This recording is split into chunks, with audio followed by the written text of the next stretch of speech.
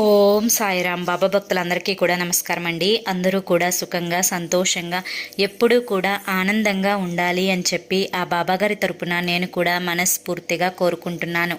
ఈరోజు బాబాగారు అందించే సందేశం ఏంటి అంటే కనుక, తల్లి చూసిన వెంటనే ఇది నువ్వు విన్నావు అంటే ఒక శుభవార్తనైతే నువ్వు వింటావు అని చెప్పి ఏదో ఒక తెలియని సందేశాన్ని బాబాగారు మనకి అందించాలి అనుకుంటున్నారండి.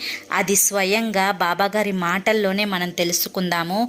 మరి మీరు ఆ వీడియో చూడాలి అనుకుంటే కనుక ఇక్కడ మీకు ఛానల్ నేమ్ కనిపిస్తుంది కదండి, @సాయి పిలుపు అని చెప్పి, దాని కింద ఉన్న టైటిల్ మీరు క్లిక్ చేస్తే స్వయంగా బాబాగారు అందించిన సందేశం మీరు వినొచ్చు.